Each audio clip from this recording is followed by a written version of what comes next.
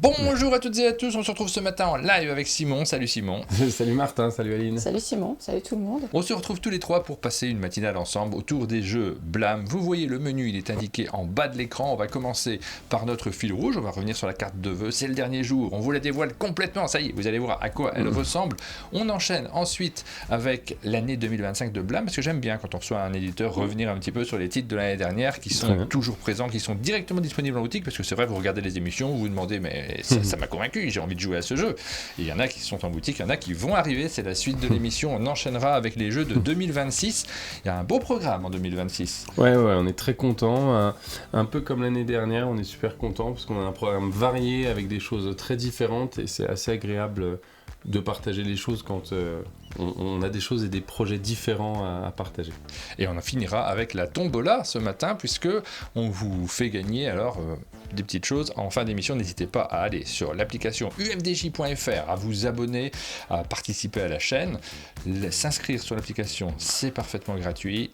Vous pouvez prendre des tickets de tombola quand vous participez à nos sondages. Et déjà, cette semaine, on a fait participer plein de monde. Vous avez eu l'occasion de pouvoir voter, notamment dans l'émission de mardi sur les sorties, dans celle de mercredi sur Blue Orange, dans celle de jeudi avec Pénélope sur nos coups de cœur, nos attentes de 2026. Et dans celle d'aujourd'hui, on vous présentera les jeux Blam. Donc vous avez l'occasion de gagner notre monnaie interne, les patates, et de les utiliser pour acheter des tickets de tombola. Je pense que sur cette semaine, on peut en acheter facilement un de tickets de tombola, peut-être deux. J'ai pas calculé le nombre de jeux qu'on a présentés, mais vous allez pouvoir participer au tirage au sort et puis gagner peut-être.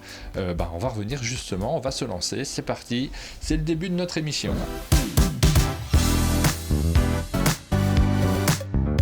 On va commencer par le fil rouge. La carte de vœux. Depuis le début de la semaine, on vous présente notre carte de vœux par épisode. Nous avons une série d'aventuriers, on va les nommer nos aventuriers. Suzel qui est ici, qu'on adore. Suzel, est-ce qu'elle passe en janvier finalement? Vous avez convenu d'une date, Aline? On avait toujours dit janvier, mais j'ai pas l'info exacte de la date. Faut prévoir ça quand même, parce qu'on a envie de voir nos habitués. Alors elle passera forcément pour les Sabliers d'Or, je crois que c'est prévu. Et puis pour le sommet des jeux, puisque c'est elle qui, c'est l'organisatrice en chef en réalité du sommet des jeux. Suzel, on compte beaucoup sur elle, évidemment encore une fois en 2026. Johan qui est présent, qui travaille sur l'application, il est juste à côté avec son bâton qui éclaire le groupe. Juste à côté, nous avons Céline qui est l'une des petites mains mais des grands supports d'un monde de jeu. On s'appuie toujours beaucoup sur elle, sur les événements que nous organisons, les festivals, le sommet des jeux, le Sablier d'Or. Nous avons Pénélope, avec laquelle nous réalisons une émission par semaine. Juste à côté, Rachel qui nous a rejoint, c'est le plus récemment, Dame Rachou, Aline, et puis moi en paladin. Évidemment, j'ai choisi mon rôle. Ça, cette carte, vous la connaissez. Nos aventuriers ont découvert le vivre ensemble, les jeux, la bande dessinée, la lecture, le partage de la culture, et évidemment, c'est le trésor que nous partageons avec vous régulièrement. On va vous dévoiler maintenant la carte de vœux complète, puisque cette carte postale, c'est juste cette petite illustration ici au centre. Les personnages sont arrivés par l'arbre secret, c'est là qu'ils ont découvert Dame Rachou. Ensuite, ils venaient un peu plus bas, c'est là qu'ils ont rencontré Céline, qui était là avec son arc et ses flèches. Comme un elfe dans la forêt. Exactement, ils ont été aidés par Pénélope, qui leur a aidé à traverser le pont. Un peu plus bas encore, on arrive ici vers le labyrinthe. C'est là que Johan a éclairé de sa lanterne pour nous permettre de sortir du labyrinthe. Il y avait bien sûr Guillaume, Big Mich qui était juste à côté avec ses appareils technologiques, Damien qui était dans le labyrinthe également, Jube et Jérôme qui s'amusent auprès de la rivière.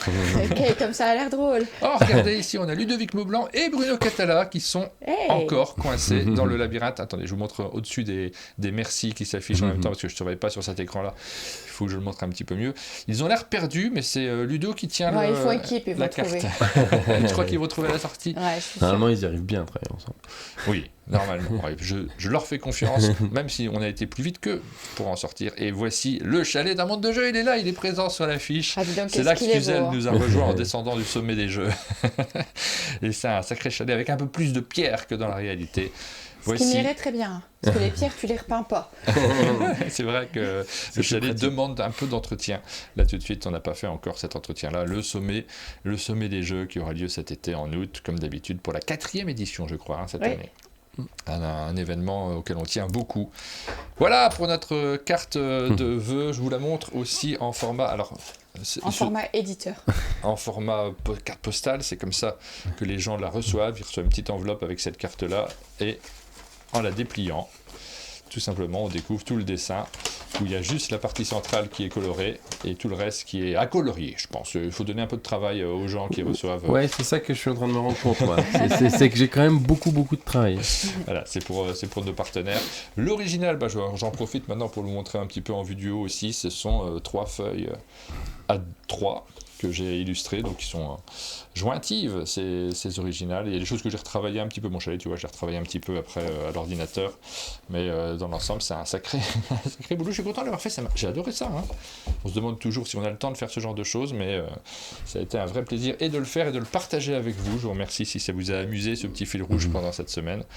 C'était notre fil rouge de cette semaine. Elle n'est pas tout à fait finie. Hein, on va continuer à vous le montrer parce que là, maintenant, ce qu'on va faire, c'est brancher notre imprimante de tirage d'art, imprimer ces feuilles en format A3. Là, pour le coup, donc c'est un peu plus petit que le format sur lequel j'ai dessiné à l'origine, qui est plutôt un A2. On va l'imprimer en A3 et ça va arriver dans notre boutique. Vous allez pouvoir, si vous le souhaitez, commander le tirage d'art. Donc, on n'a pas encore fixé le prix. Il faut qu'on calcule par rapport aux frais de port, ce genre de choses. Parce que là, je n'ai pas calculé les frais de port. Coût d'impression, parce que c'est du tirage d'art, donc c'est du format plus grand. C'est une qualité de papier exceptionnelle et c'est des encres spéciales aussi pour qu'il y ait une durabilité dans le temps de l'impression qui soit optimale. Et ça n'a rien à voir avec ce qu'on peut faire sur une imprimante classique en termes de grains, en termes de qualité d'encre. Si toi, tu peux voir... Simon, le cadre qui est derrière a été imprimé avec ce type d'imprimante et ça fait le modèle d'en dessous, hein, on a changé de des modèle. Années et des années qui décorent les murs des tournages d'un monde de jeu. Tient 200 ans normalement. Si vous savez, si vous imprimez sur votre imprimante, vous laissez à la lumière, au bout de 6 mois, tu ne vois plus rien sur ton dessin. Alors ça va. Là, c'est prévu 200 ans, donc prévoyez de vivre vieux. D'acheter ces tirages d'art. Ça sera entièrement en couleur, évidemment. Et ça sera, je vous continue la semaine prochaine à vous en parler, à vous montrer l'installation. Ça sera un peu du fil rouge aussi pour la semaine prochaine. Oui, parce que je pense que pour installer cette imprimante qui fait quand même une certaine taille, je ne sais pas si tu as vu au chalet, et ben, il va falloir trouver la place, donc réorganiser des choses. J'aimerais bien le calendrier de l'Avent en super impression color. Alors il y a des choses qui peuvent se faire, qui peuvent se négocier, mais alors ça sera au cas par cas parce que dans notre boutique, on va mettre très peu de choses. Là, il faudra m'envoyer des mails et me dire je veux ça, telle planche, et ça sera envisageable, ça sera possible. Mais le tirage d'art, ça coûte cher, ça coûte vraiment très très cher. Je ne sais pas si vous en avez déjà fait chez Blam, mais là on est sur au minimum une 50aine d'euros. Il faut que je calcule à l'euro près en fait pour que ça soit valable pour nous, le tirage. Pour un format A3, un peu moins cher forcément pour un format A4. Je t'ai coupé ? Non, à une époque on en faisait pour tous nos jeux. Et puis là c'était super, on en reparlera tout à l'heure, mais Coco Chéri pour Carte Aventura Exil, ils en font aussi pour tous leurs jeux et ils nous ont fait, moi j'étais pas au courant, et ils en ont fait avec la couverture en format un peu spécial, ils l'ont fait signer et numéroté par Jeanne Landard, l'illustratrice, et du coup on l'a reçu ça chez Blam, donc il est bien dans mon bureau et c'est vrai que c'est tout de suite ça pète, ça met vraiment tout de suite en valeur l'illustration, tu vois les traits, tu vois tout le travail de couleur, les dégradés, c'est même par rapport à une impression sur une boîte ou sur quelque chose, ça c'est comme regarder un film sur un grand écran ou une petite télé. Oui, et puis dans une époque où on est attaché de plus en plus aux artistes de manière générale, on se rend compte que l'image elle a peut-être perdu de valeur de manière parce qu'on peut en produire très très facilement, tout le monde peut en produire, mais l'art lui en a gagné plutôt ces derniers temps, donc cette démarche-là, on a envie de la faire aussi dans ce sens-là. Alors, juste avant de se lancer sur les jeux Blam, cet après-midi, quand même, j'annonce que nous serons avec... Ça ne s'appellera pas la matinale, il faut que je change le titre, du coup, puisqu'on sera en après-midi. On va faire... L'après-midale, moi, je te propose. À 14h, on se retrouve avec Bruno Catala à l'heure de la sieste. C'était le titre de ce format-là. Avec Bruno Catala pour faire le bilan de son année 2025 et ses projets de 2026. Il y aura pas mal de choses, vous le voyez. On va parler de plein de jeux de société. Ça sera cet après-midi, rejoignez-nous, un deuxième live bonus. Et on reviendra sur le troc de Noël. Aline, tu en dis un petit mot du troc de Noël ? Bien sûr, le troc de Noël, c'est une opération spéciale qui accompagne la sortie prochaine, future, du jeu Troc, qui est un jeu édité par Greux Games et qui est signé de Serge Lager et de Bruno Catala. On est dans l'univers de Nidavellir avec une mécanique à la Mundus Novus. Et comme le jeu s'appelle Troc, on a eu l'idée de faire un troc de Noël. Donc vous avez un formulaire que vous pouvez retrouver soit sur notre site, soit en descriptif de la vidéo qu'avait faite Bruno en matinale que vous retrouverez sur la chaîne de replay. Dans ce descriptif, vous avez un lien. Ce lien vous permet d'accéder à un formulaire. Et l'idée du truc, c'est que vous proposez quelque chose à l'échange, en échange d'une des 3 boîtes qu'on va expédier en avant-première et qui sera dédicacée par Bruno. Alors, ce que vous pouvez proposer, c'est essentiellement des choses insolites. Proposez pas une maison de vacances dans le sud, sinon c'est moi qui vais la prendre, et pas Bruno. Non, vous proposez des petites choses insolites. C'est Bruno qui choisit, et il y aura cet échange qui sera fait. On le fera entre vous et lui, et ce sera l'objet d'une petite capsule vidéo pour raconter cette histoire et cet échange. Voilà de quoi il s'agit. Je vous encourage à aller jeter un œil, à proposer quelque chose de rigolo. Toute l'idée, c'est de faire de ce troc à un moment un petit peu sympa. Je cherche le lien et je ne le retrouve pas, donc je vous le mettrai bien en lien. Si quelqu'un le retrouve... Ah oui, mais non, vous ne pouvez pas mettre de lien sur le chat. Tu peux le retrouver en description de la vidéo sur notre chaîne de replay. Oui, j'ai pas mon téléphone, je ne vais pas le faire ici. Je vais essayer de le retrouver et de vous le mettre là directement, et puis on vous en reparlera. J'avais tout prévu, mais pas ça. Bravo Martin, comme d'habitude. Allez, on se lance sur la suite de notre émission. On vous parle de l'année 2025 de Blam, puisque combien de jeux sont sortis l'année dernière ? On a eu 3 nouveaux jeux et un carte aventura. Un carte aventura également. Ouais. Donc on va regarder, tout ça. C'était là, juste en dessous. On déroule notre menu et voici les jeux qui sont sortis. Alors c'est mélangé, il y a ceux de cette année. L'année dernière, vous avez eu forcément, pendant les CB2, on a parlé de Moonshine, c'est pas le premier qui est sorti, c'est le dernier qui est sorti même. Non, c'est c'est Carte Aventura Mexica le dernier qui est sorti. On a eu une fin d'année très très costaud. Non, le premier qui est sorti l'année dernière, alors on a eu la Big Box de Celestia, mais c'est quelque chose qui est un peu particulier, puis qui aurait dû arriver à Noël, donc c'est un petit peu pas particulier. Mais le vrai premier jeu qui est sorti en 2025, c'est Petit Pois. Petit Pois. Ouais. Alors Petit Pois, c'est un petit jeu de cartes. Non, c'est un petit jeu de cartes. Un petit jeu de cartes. Vous êtes très satisfait, vous m'avez dit, des ventes en France notamment, où il s'est très très bien implanté. On a fait une vidéo, vous pouvez la retrouver évidemment si vous voulez, parce qu'on va pas jouer là tout de suite. On est très content, surtout que c'est sur un...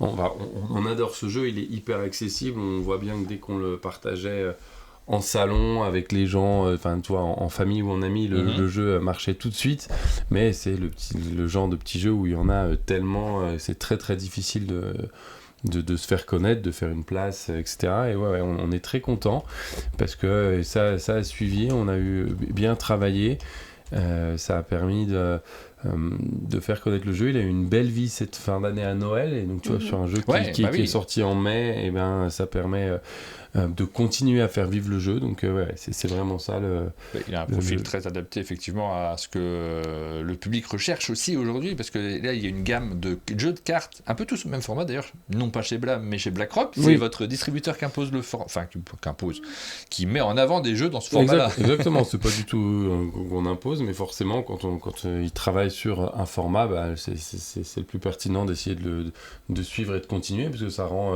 certaines opérations autour des boutiques, des festivals beaucoup plus faciles. Et puis, ça identifie type de jeu aussi. Exactement. On a le chat qui dit ça marche très bien, Petit Pois j'adore, on l'adore celui-là par chez nous, un vrai succès.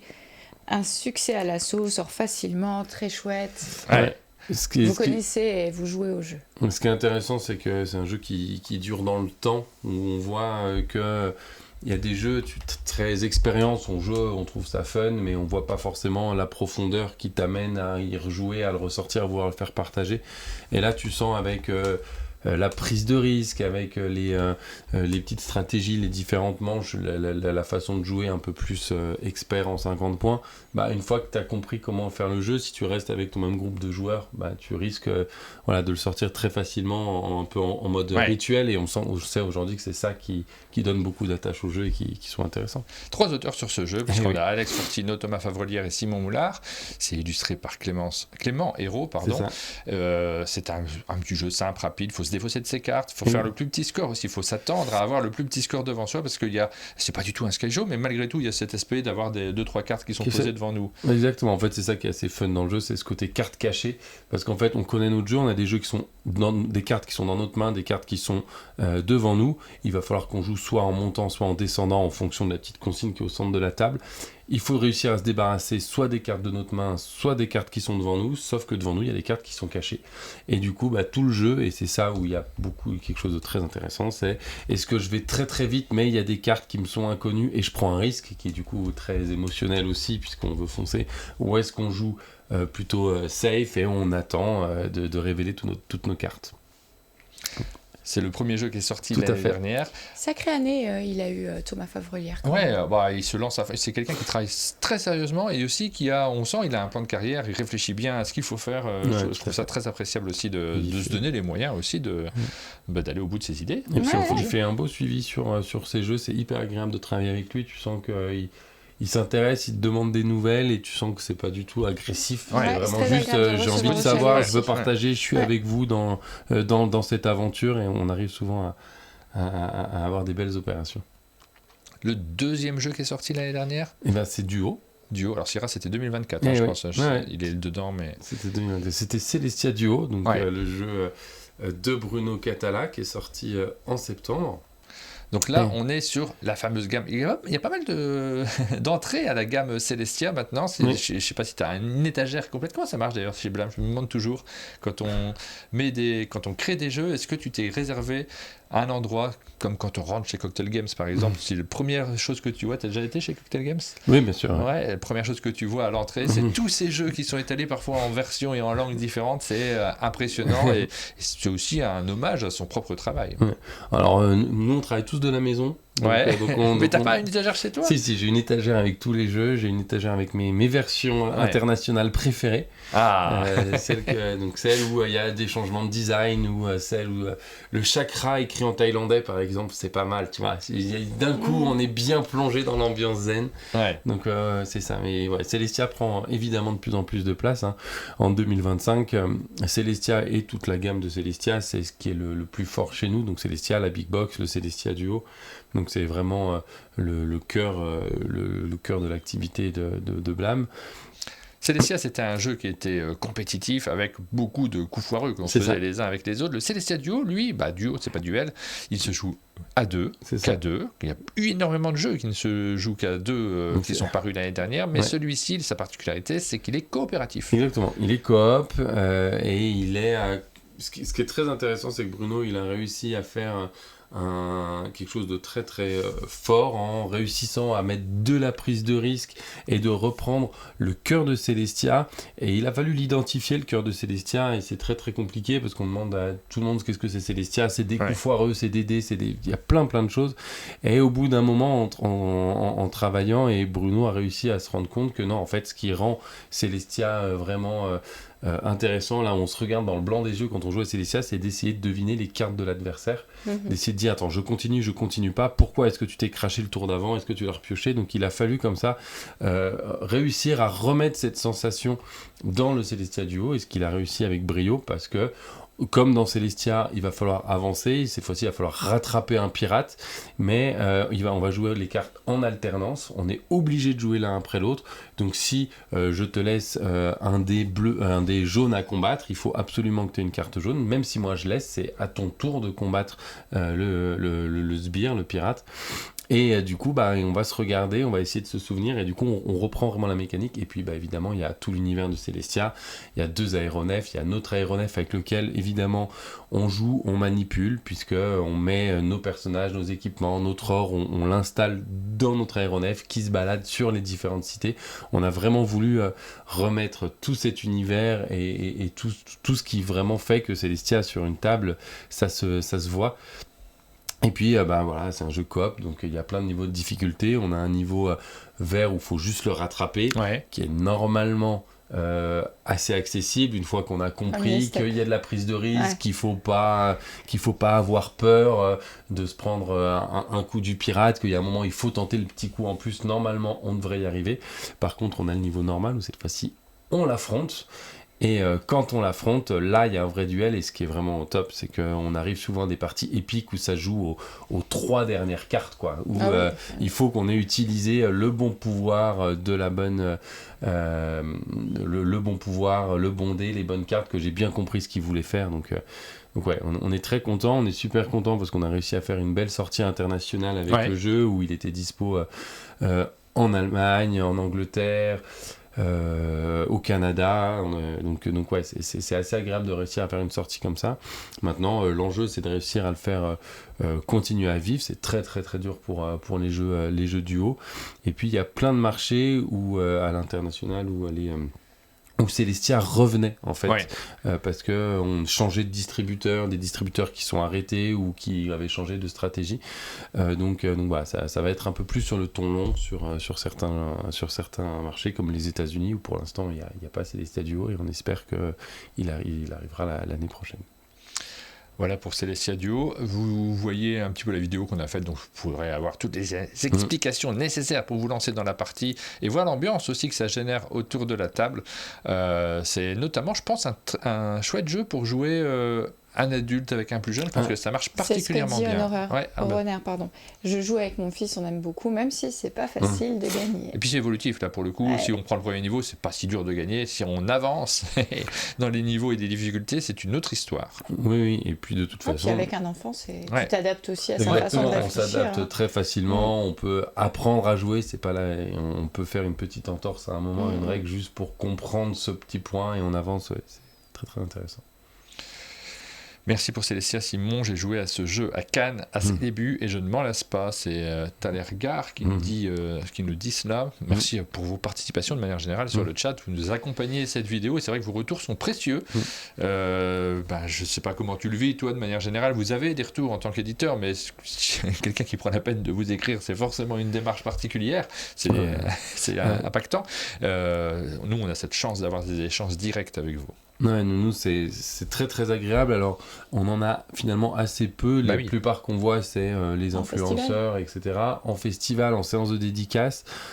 J'avoue que les retours qu'on a le plus, c'est beaucoup sur Carte Aventura, parce que c'est une gamme qui se déplace dans le temps. Des histoires, on nous raconte des choses, je me rappelle de plein d'histoires qu'on nous a racontées. Je vais pas donner de nom, mais sur des parties qui ont été faites dans un hôpital, des parties qui ont été faites pendant des voyages ou des choses comme ça, où tu dis waouh, on a réussi à générer ça. Et c'est vrai que c'est beaucoup pendant les festivals, même si par mail, grâce à Carte Aventura, on en a un petit peu plus.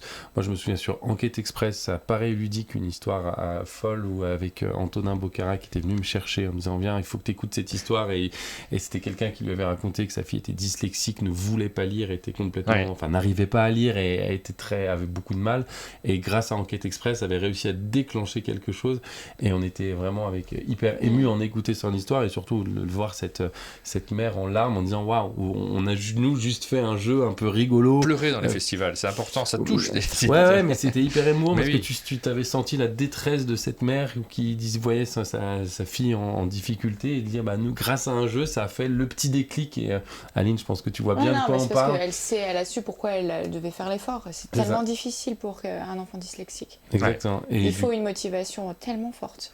Et du coup, ça fait du bien ça donne tellement de sens à ce qu'on fait, c'est hyper agréable. Quand tu quittes l'exercice pour devenir le plaisir de la lecture, t'as gagné en fait, mais il faut le moment où ce passage a lieu. Et c'est très compliqué. Le dernier jeu qui est paru, alors on n'a pas parlé spécialement des cartes Aventura, on reviendra juste après dessus, mais le dernier jeu de cartes qui est paru l'année dernière, c'est Moonshine. On a déjà cité Thomas Dupont, l'auteur de ce jeu, Maxime Morin pour les illustrations, on en a beaucoup parlé, puisque effectivement il était présenté en début d'année dernière au Sablier d'Or, un jeu mécanique, celui-ci, mais dans un univers fort grâce aux illustrations de Maxime Morin. Tout à fait. Ce jeu est toujours disponible, il est sorti en fin d'année. Oui, il est toujours disponible. On a bientôt écoulé tout notre premier tirage, donc on est très très content. Pareil, on a réussi à faire un petit peu d'international en anticipant beaucoup les choses, donc c'était une chouette année. Vraiment, ce qui était très agréable cette année-là et qui s'est conclu avec Moonshine pour les nouvelles sorties, c'est qu'on avait un petit jeu de cartes d'un côté, Ouais. un jeu coopératif à 2 joueurs, un jeu compétitif très stratégique pour la fin d'année. Du coup, il n'y a rien qui se marche dessus. Tu n'es pas en train de te dire, attends, là, je parle de ce jeu-là, je suis en train en même temps de taper sur l'autre, etc.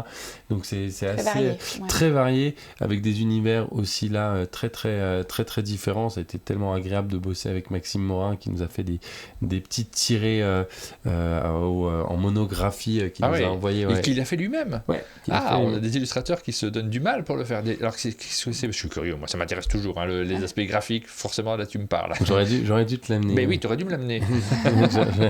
Ouais, c'était hyper chouette. Là, on a eu la même chose pour Schwinner qu'on parlera tout à l'heure. C'est quel format? C'était un tout petit format, je pense, A5. Ouais. Je connais pas exactement la technique, mais avec de l'impression du tampon en plusieurs couches. Ah, c'est de la sérigraphie, oui. Et ben, il m'a pas dit sérigraphie. Ah, d'accord. Donc c'était une technique que je connaissais pas, et j'avoue que le rendu n'était pas celui de la sérigraphie. Ah, c'est peut-être une lithographie. On sait pas, nous. Hein, je sais pas. Je te reviendrai en plus en détail avec ce que c'est. Mais ouais, super jeu, on est hyper content. On voit que. Il est extrêmement ça original prend... dans son illustration. Ouais. On voit que ça a vraiment.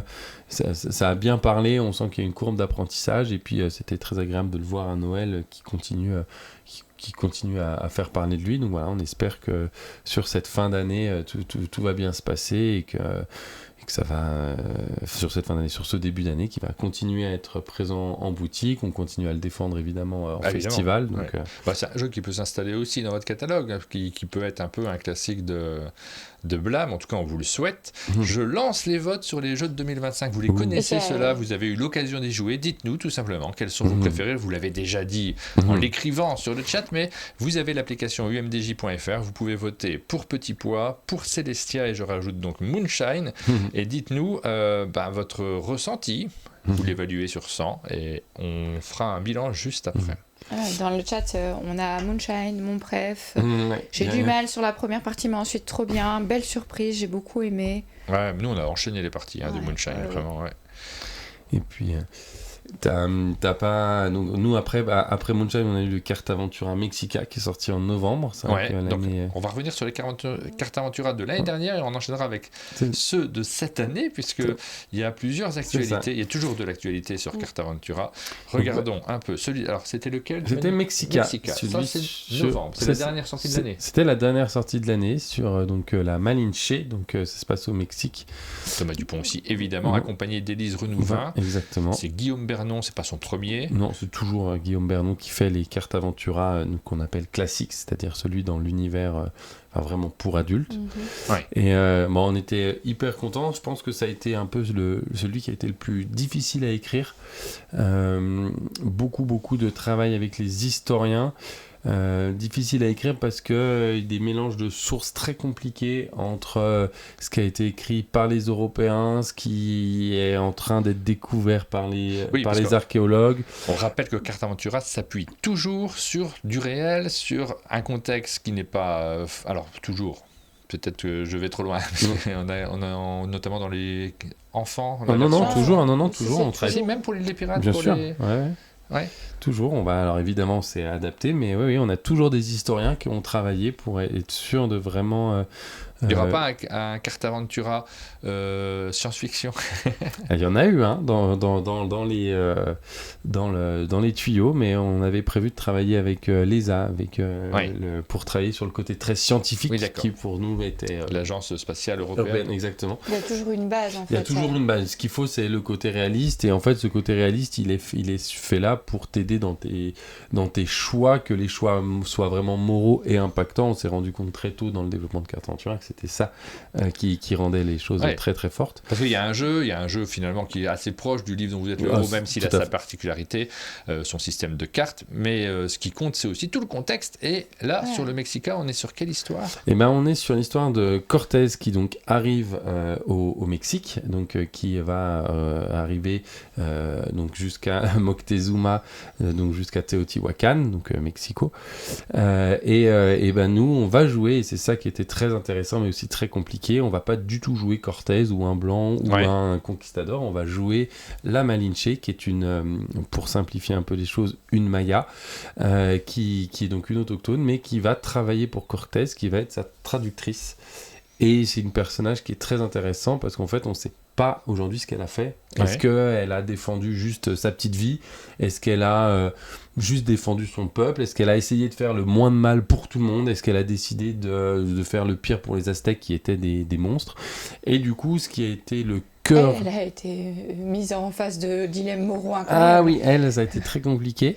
Et du coup, ce qui est très intéressant et ce qui a vraiment été le cœur, ça a été un truc qu'on voulait toujours, que on nous présente un peuple, les Aztèques, les Mayas, il y en a un peu d'autres, ou les conquistadors. Au début, ils te paraissent horribles, ou au contraire, ils te paraissent tes amis. Et puis quand tu avances un petit peu, tu dis « Ah, mais eux aussi, ils font des choses horribles. Ah, mais eux aussi, ils font des choses horribles. » Pour montrer que il n'y a rien qui est simple, que c'est un monde qui est hyper dur, hyper violent. On a l'impression...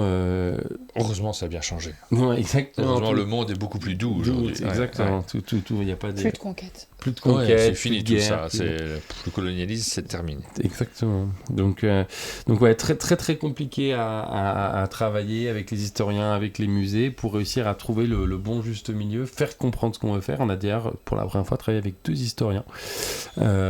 On va dire vraiment un ponte qui nous a aidé à choisir les sources historiques au début, et un autre beaucoup plus jeune, c'était un doctorant, lui qui nous a aidé à faire tout ce qui était histoire fictionnelle, où le ponte était beaucoup moins à l'aise avec ça, et, donc pour essayer de faire un peu les hypothèses qui étaient faites. Donc un scénario hyper intéressant, et puis moi j'étais hyper content d'avoir un scénario où on est un autochtone, où on voit les Européens arriver, qu'est-ce qu'on veut faire, donc un très très beau. Et puis du coup, ce qui est très très chouette, c'est que ça s'est très très bien passé pour la sortie du jeu. Aujourd'hui, le problème pour nous sur la gamme Carte Aventura, c'est qu'elle se vend quasiment que en France. Ah oui. Donc ça, c'est aussi un défi logique. Au niveau des coûts de développement, etc., c'est assez compliqué. Parce qu'il y a beaucoup de travail de traduction. De travail de traduction, que là, on en est au 9e, que les partenaires, ils sont un peu passés à autre chose, à l'international. Il y a d'autres jeux. Justement, on avait la question de Duncan sur le chat, qui est un peu complétiste, Duncan. Il veut tout. Il nous demande, je vérifie ma collection, est-ce que je sais bien 9 jeux adultes, 2 jeux enfants et 2 mini. Je sais pas ce que c'est. Ouais, c'est les 3 mousquetaires. C'est les 3... Ouais, c'est bien ça. Bravo. Merci. C'est bon, merci beaucoup. Est-ce que tu as les 2 scénarios de démonstration ? Est-ce que tu as le Tintagel, le tout premier scénario de démonstration sur Arthur, et le Lewis et Clark, qui était le scénario de démonstration qu'on a fait après, qui était pour la traversée des États-Unis par Lewis et Clark. Il y en a 2. Très important. Et du coup, ce qui est très très chouette, c'est qu'avec la sortie du jeu, on a vu qu'on arrivait à écouler notre socle. Pour nous, aujourd'hui, sortir un Carte Aventura, c'est tout autant sortir Carte Aventura que faire vivre la gamme, la rester vivante dans les boutiques, etc. Et du coup, ça nous a permis de lancer au moins un autre Carte Aventura. Et c'était vraiment pas sûr. Jusqu'il y a un mois et demi, on hésitait à arrêter la gamme sur ce Carte Aventura Mexica, qui était, moi, dans mes plans un peu depuis quelques années, je voulais avoir ce scénario sur un peuple autochtone, sur d'autres religions, etc. Et du coup, l'année prochaine, on aura un 10e Carte Aventura canon, que tu n'as pas encore nommé, parce que j'ai rien à te donner sur celui-là, à part des informations. Tu as le thème ? Ouais, ce sera un Carte Aventura sur le Japon. Enfin, vous allez me dire pourquoi on ne l'a pas fait avant. On ne l'a pas fait avant, le Carte Aventura Japon, parce que les propositions de scénarios sur le Japon étaient beaucoup trop violents.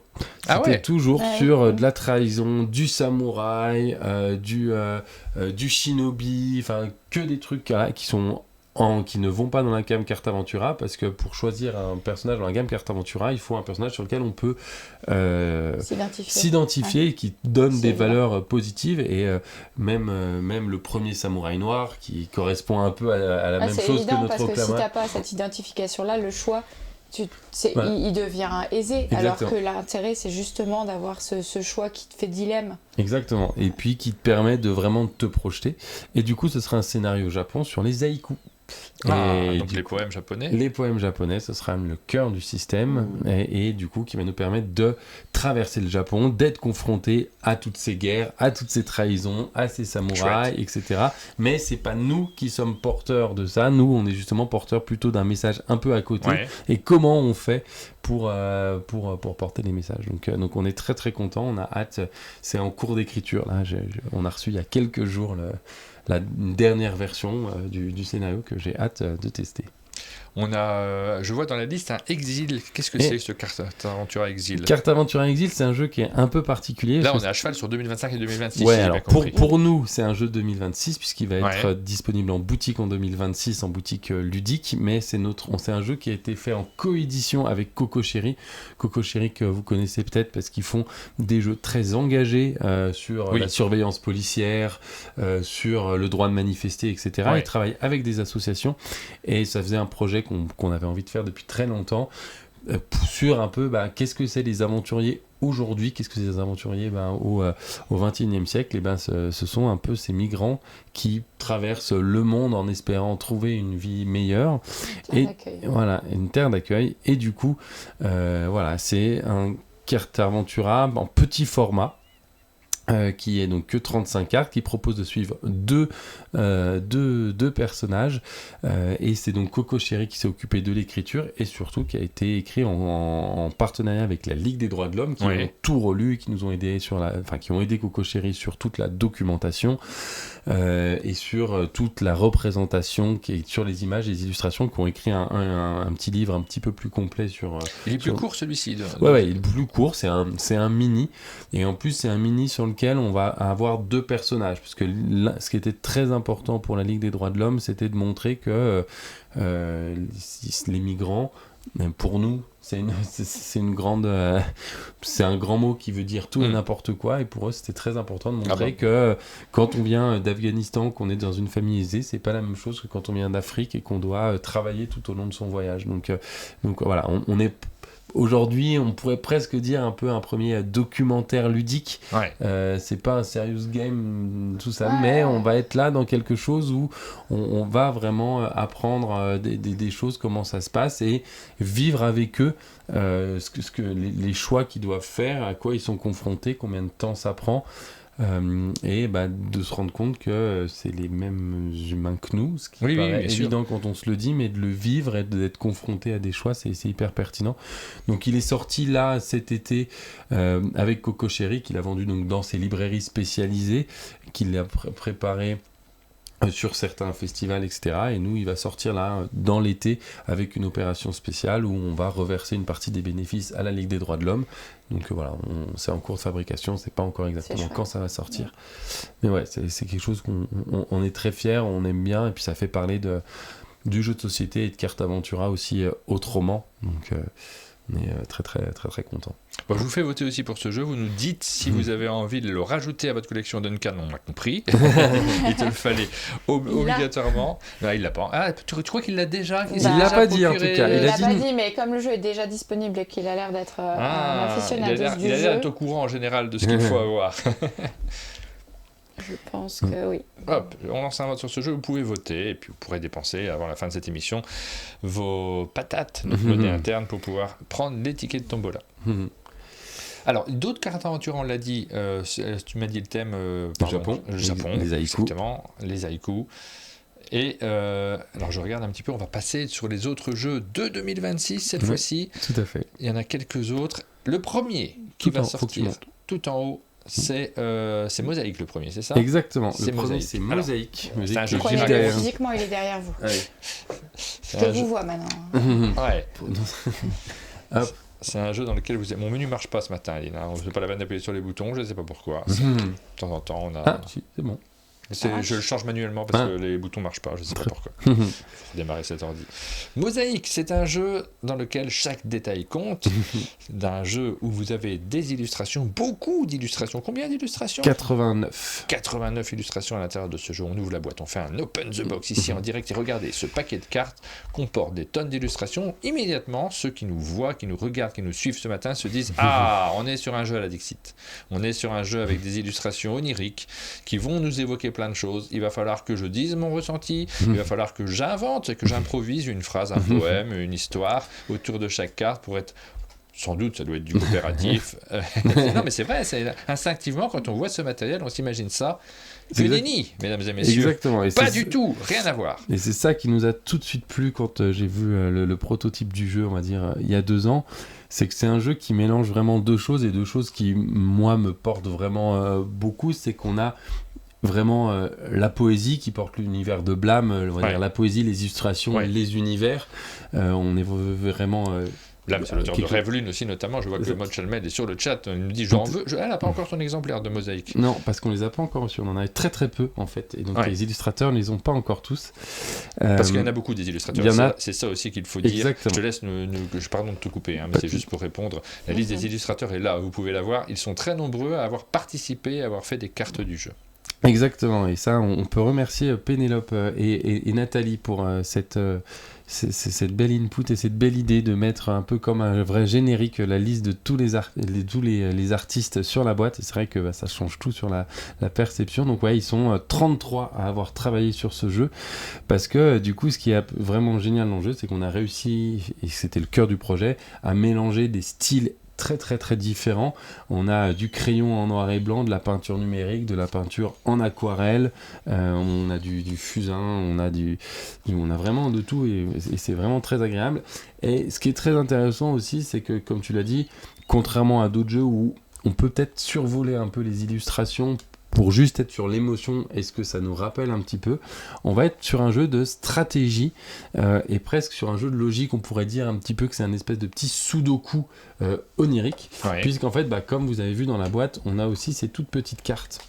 Et ces toutes petites cartes, en fait, elles nous donnent des mots, un peu des consignes, où il va falloir mettre des cartes en ligne et en colonne pour réussir à avoir le plus de points. Donc, par exemple, on est sur de la construction de tableau. On va construire un tableau de 3x3, 9 cartes qu'on pose devant soi, et votre but, c'est d'avoir les bonnes icônes d'une certaine manière, sauf que ce ne sont pas des icônes. Les éléments que l'on recherche sont cachés dans les images. Exactement. Et donc là, par exemple, il faut des personnages assis et allongés sur l'image, et on va avoir 3 images, et il faut réussir à en avoir le plus possible pour avoir le plus de points.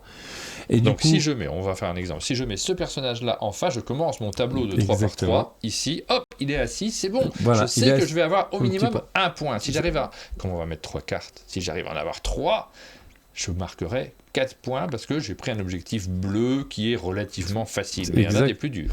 Donc, contrairement à ce que tu disais tout à l'heure pour présenter le jeu de manière inversée, on va pas être sur de l'interprétation et de l'apport de soi dans l'image, mais on va être sur de la lecture, de l'observation fine de l'image, et donc ce que vous voyez, vous allez l'utiliser, il n'y a rien à interpréter. Exactement. Et donc là, par exemple... T'as vu, on se met à 2 pour te couper la parole en permanence. Il ne peut pas en placer une. C'est très très bien, je vous laisse. Par exemple, là, on a ce danse et musique qu'on pourrait mettre au-dessus, puisque ce personnage-là a une guitare dans les mains.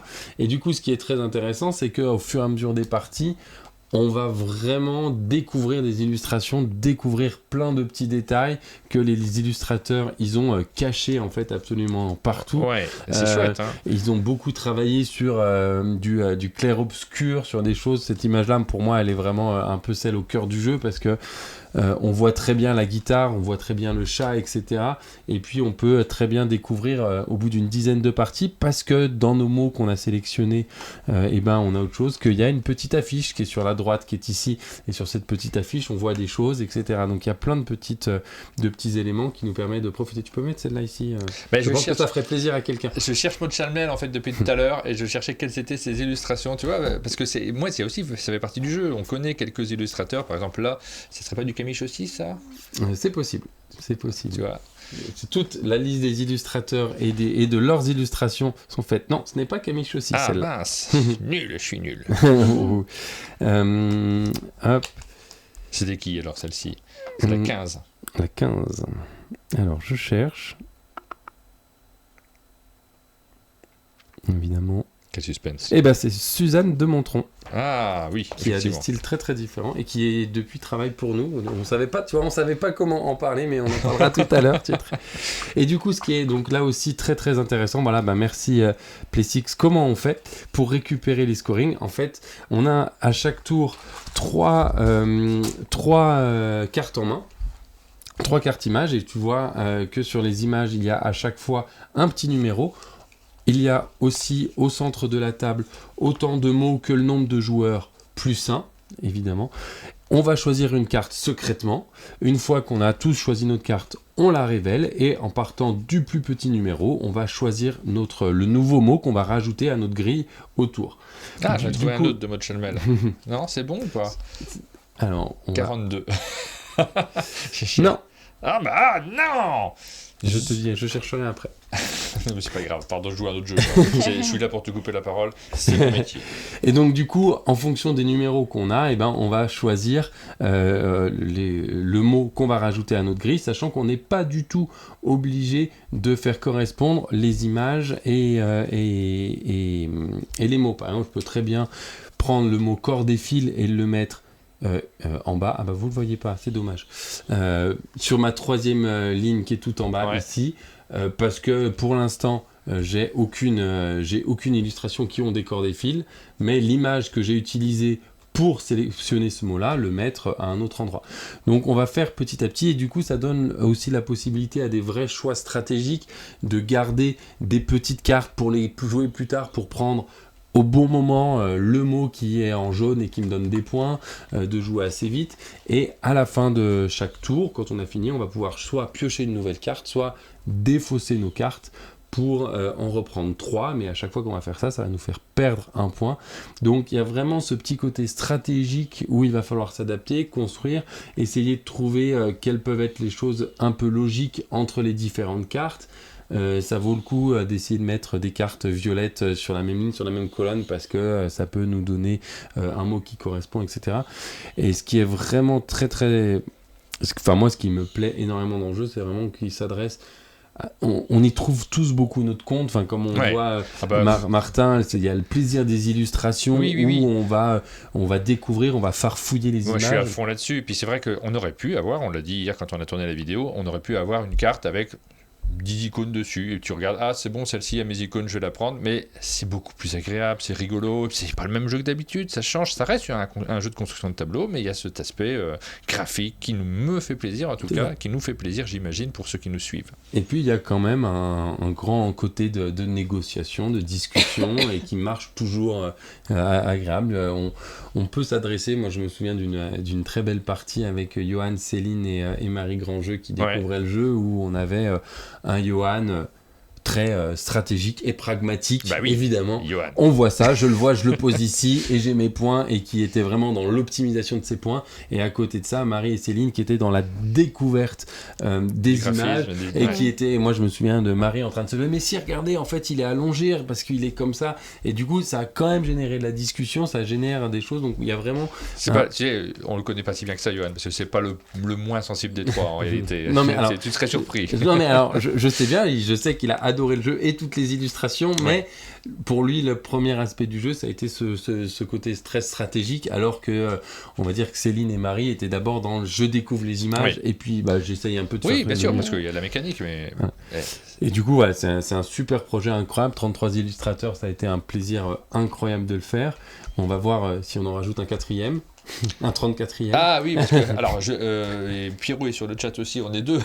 On est deux à qui tu nous as proposé, et on n'a pas trouvé le temps, tout simplement, de réaliser des illustrations. Et je pense qu'il y en a sans doute d'autres à qui tu as proposé et qui n'ont pas eu le temps. C'est compliqué de trouver du temps sur tous les projets. Moi j'avoue que j'ai même plusieurs fois oublié. Tu m'as proposé, puis après tu reviens, en fait Martin, l'illustration. Ah oui, mince, j'avais dit oui à ce truc-là. Et j'ai toujours envie. Donc éventuellement, il faudrait que je réfléchisse. Qu'est-ce qu'on mettrait si on faisait une carte spéciale, un monde de jeu, pour rajouter à Mosaïque? Là, c'est juste pour le plaisir. Tu nous l'as reproposé, donc disons-le, et ça me plairait bien, et j'ai quartier libre pour faire ce que je veux dessus. Qu'est-ce que je fais? On fait une discussion sur le chat, on réfléchit à ça pourrait être rigolo de rajouter une carte en plus.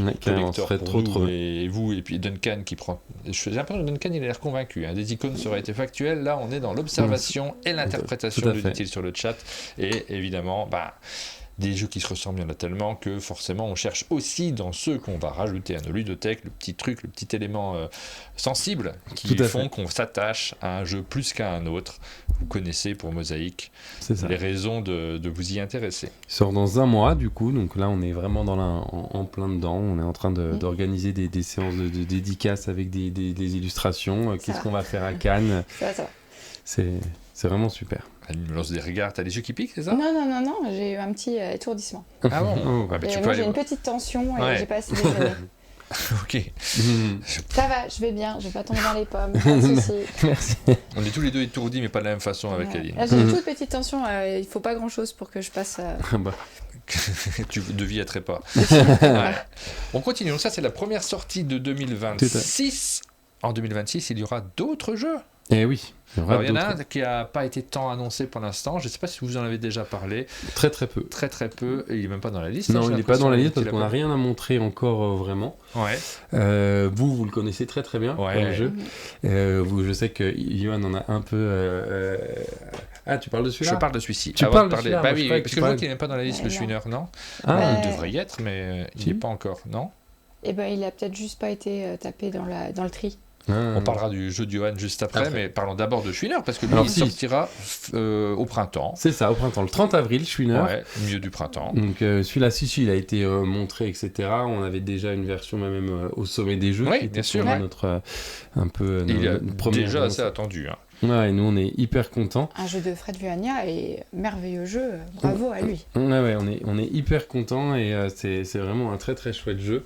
Là aussi avec les illustrateurs, donc avec Crocotam, qui sont peut-être là, mais je les ai pas vus, mais ils sont souvent là. Et donc ouais, Schwiner, un jeu de pli original parce que les cartes sont coupées en deux. Ouais, on va faire le Open the Box classique. Regarde, on va le poser là sur la table. On peut pas l'ouvrir, c'est le seul défaut de ce jeu. Voilà, hop là. Donc, des cartes à l'intérieur. Des cartes à l'intérieur et toutes les cartes qui sont donc coupées, divisées en deux. J'aime beaucoup ce jeu. On y a joué pas mal et puis je le dis encore une fois, la matinale elle n'est pas payée par l'éditeur. Hein, donc je dis ce que je veux à l'intérieur et j'hésite pas à le dire, j'aime beaucoup. Je pense que ça vient beaucoup au titre. Arrêtez de dire que je suis un Schwiner. Je mets de l'ambiance, c'est pas la même chose. Je pense que le titre est bien trouvé, mais que même sans le titre, le jeu il est trop cool. Le principe du jeu, c'est que c'est un jeu de pli, on va dire, assez traditionnel. Il y a 2 couleurs, on est obligé de jouer dans la couleur. Si on n'a pas la couleur, on peut soit pisser dans l'autre couleur, soit couper. On a quelques super atouts qu'on peut jouer n'importe comment. On a dans le jeu des petits paris avec un système que je trouve très malin et aussi un petit peu nouveau et innovant. C'est-à-dire qu'on va avoir au début de la partie 5 paris qu'on va pouvoir choisir, mais les paris qui sont aussi un peu plus permissifs que dans d'autres jeux, puisque vous voyez qu'on a 2 ou 3 valeurs à chaque fois en fonction du nombre de plis qu'on souhaite faire. Donc, ce qui évidemment, nous permet tu gagnes moins de points. Hein. Bon, ça c'est classique, hein, le fait de faire des paris sur le nombre de plis qu'on va faire. Tout à fait. Ça c'est assez classique. On connaît, on aime bien, on connaît. Ce qui n'est pas forcément, ce sont ces cartes. C'est ça. Et donc la vraie particularité du jeu, c'est que... Et tous mes appareils qui s'éteignent au fur et à mesure. Le gros plan sur Aline, évitez de faire une syncope. Je vais rallumer la vue du haut parce que j'ai... Ah, ma Martin, c'est pas possible. Donc oui, on en était à dire, vous les voyez plus, mais tu vas m'en donner une, du coup je pourrais montrer que les cartes, elles sont coupées en deux. Donc vous avez une face vers le haut, une face vers le bas, et il y a des moments dans le jeu où vous allez pouvoir retourner les cartes, et du coup ça change la valeur, mais ça change aussi la place de la couleur dans la valeur de la carte. Exactement. Et du coup, en fait, au début de la partie, on va pouvoir choisir toute notre main, mais d'un coup. C'est soit toutes notre cartes dans un sens, soit toutes nos cartes dans l'autre sens. On fait notre pari en fonction. Mais pendant la partie, et c'est pour ça que le jeu s'appelle Schwiner, et c'est ça qui génère l'ambiance, mais aussi toute la stratégie. D'ailleurs, on peut jouer théâtralisé et chouiner toute la partie. On chouine toute la partie, exactement. Le joueur qui gagne le pli, prend le pli devant lui, ça fait pour son pari et tout va bien. Mais le joueur qui aura joué la plus petite carte, la plus petite valeur, donc là par exemple, si on est comme ça, hop là, on se sert de la petite carte centrale, c'est quelqu'un qui a ouvert avec un 8 bleu, quelqu'un a joué le 23 bleu, quelqu'un a coupé avec le 24 d'atout. C'est évidemment ce joueur-là qui gagne, mais le joueur qui a joué le 8 bleu va chouiner. Et quand on chouine, on va pouvoir retourner une carte de notre main, où on va pouvoir prendre un point de plus pour la fin de la partie. Ce qui est du coup stratégiquement très intéressant parce que ça va pouvoir nous permettre de complètement modifier notre jeu et de l'adapter en fonction de là où on est dans la partie, et même au fur et à mesure des parties de la stratégie, on commence à penser notre pari en se disant attends, grâce à cette petite carte, je vais chouiner, donc j'aurai un atout de plus, donc je vais pouvoir faire un pli de plus, etc. Donc il y a vraiment cette petite partie vraiment très intéressante qui permet et de mettre de l'ambiance autour de la table parce qu'on chouine quand on joue un 8 et puis quelqu'un chouine finalement avec un 2, souvent ça continue. Double chouine. Ça double chouine, ça râle, etc. On peut chouiner en gagnant le pli avec un atout. Ouais, ça rajoute plein. Vraiment, on n'a pas senti ça. Honnêtement, je me suis un peu lassé, moi, des jeux de pli. Quand on me dit on va faire découvrir un jeu de pli, j'aime bien ça. Donc je râle pas. Je dis ok, mais c'est pas moi qui l'amène. Et là, celui-ci, on a son petit jeu de cartes tribu que l'on garde et qu'on joue avec son groupe. Moi, je crois que Chouineur, c'est celui d'un monde de jeu en ce moment. On y joue très très régulièrement et dès qu'on a, tu nous la laisses cette boîte, je ne connais pas jusqu'à présent. Dès qu'on a l'occasion de se croiser, plus exactement, et j'y tiens beaucoup.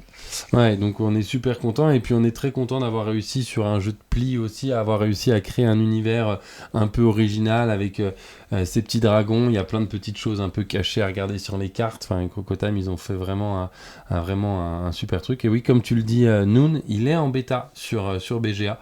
Donc s'il y en a qui veulent l'essayer avec leur groupe de testeurs en live, il est sur BGA à tester. Ouais. Et ça marche très très bien. En live, on se met au micro et ça va très très vite. Ça marche très très bien. On est dans la catégorie, alors rien à voir avec un Odin par exemple, mais on est dans la catégorie de public d'un Odin et on vous souhaite le même succès. Alors oui, ce serait un rêve, on est bien d'accord, surtout qu'Odin c'est aussi moi mon jeu de cœur depuis quelques années. Donc, franchement, ouais, c'est parce que quand je te dis que c'est le même genre de public, c'est que Odin, c'est le jeu, la première fois que tu joues, tu te dis je connais un peu plein de choses à l'intérieur. Là, il y a à la limite plus de nouveautés dans le Chouineur avec ses cartes de deux côtés, même si on a déjà vu des choses de ce type-là. Mais c'est vraiment le truc que tu ressors régulièrement et auquel tu t'attaches vraiment en ayant envie d'y rejouer souvent. Il va falloir attendre un peu par contre. 30 avril. 30 avril. Ouais. Pour finir sur BGA, il faut allumer son micro. Quoi. Ouais, c'est ça. Après, petite annonce, à Cannes, il y aura peut-être des premières boîtes en toute petite avant-première, en toute petite pour les premiers série. qui courent sur le stand, tu vas les teaser encore plus. Ça, c'est un lancement par étape de la fusée. Ça s'appellera Sprinter, par contre. Très peu, ouais. Donc, très peu, juste Notez-le là tout de suite, prenez votre petite carnet, je fonce sur le stand de Blâme en premier parce que je l'aurai avant tout le monde, avant cette sortie du 30 avril. Parce que Cannes, c'est fin février. C'est 2 mois avant. Hein. Ouais, c'est ça. 2 mois avant la sortie. Ça va faire parler. Ça. En fait, on va commencer à faire des envois, comme avec vous, avec les journalistes, etc. Et c'est toujours un peu frustrant aussi de faire plein d'envois à plein d'influenceurs, journalistes, etc. Et à dire, mais en fait, pourquoi on ne met pas aussi dans la main de quelques personnes, des gens qui nous suivent, qui sont au courant de nos actus. Finalement, ceux qui viennent sur notre stand pour nous demander à Chouineur, c'est ceux qui sont un peu, qui sont fans, qui nous suivent et qui sont au courant de tout ce qu'on fait. Et du coup, je trouve ça assez sympa aussi de leur dire, vous aussi, vous êtes autant prescripteurs que des journalistes et des influenceurs. Si vous y allez, que vous aimez le jeu, vous en partagez dans les associations, c'est tout aussi important pour nous en fait. Il nous en reste un petit dernier à annoncer sur 2026. Tout à fait. Alors celui-ci, tu as déjà le nom ? Alors non, on n'a pas de nom, on a des noms de... On va l'appeler Roger. Pour l'instant, le nom... Code Roger. Ce Roger sortira donc en fin d'année, on est pourquoi sur Essen ? Ouais, on est sur Essen. L'idée, ce serait de le sortir évidemment avant Essen, mais on est en cours d'illustration avec Suzanne de Montron qu'on parlait tout à l'heure. Donc, et puis, du coup, c'est le jeu de Johan Levet, donc que vous connaissez. Ah bah oui, qu'on connaît très Johan, très bien. Comment t'as dit ? On l'appellera Roger aussi. C'est ça. Et un super jeu de stratégie, et du coup ce qui est là aussi hyper agréable, et c'est pour ça que je suis très content par rapport à l'année, de faire comme l'année dernière, c'est qu'on va avoir cette année un petit jeu de cartes avec Chouineur, un jeu de stratégie chill familial avec Mosaïque, et un vrai jeu de stratégie compétitif, de réflexion, on va dire, parce qu'il y a presque un côté côté puzzle dans ce jeu de Johan. Avec Roger. Avec Roger. Et du coup, vraiment vraiment très content. Et Suzanne fait un travail vraiment exceptionnel et on a hâte d'avancer. Et voilà, le but, c'est que pour Cannes, les trois, ce jeu-là soit terminé. Oui, d'accord, pour que tu puisses déjà le montrer à Cannes. Exactement. Voilà, Bruno a une très bonne idée. Il nous dit tu devrais réserver à Cannes à ceux qui viendront chouiner le plus fort sur le stand. Oui. C'est une bonne idée quand on n'est pas à Cannes, mais je pense que sur Cannes, ils en pourront plus. Je vois bien Simon sur son stand, là, en train de voir les gens arriver. Encore un abruti. Je me dis rarement ça quand il y a des gens qui viennent. Je me dis plutôt waouh, on arrive à faire ça avec des gens et je crois que je leur ferai plutôt plein de câlins à ces gens-là plutôt que de me moquer d'eux. Ouais, je crois que je me lasserai. Moi, je rigolerais bien le premier jour, mais le dimanche après-midi, j'en aurais marre.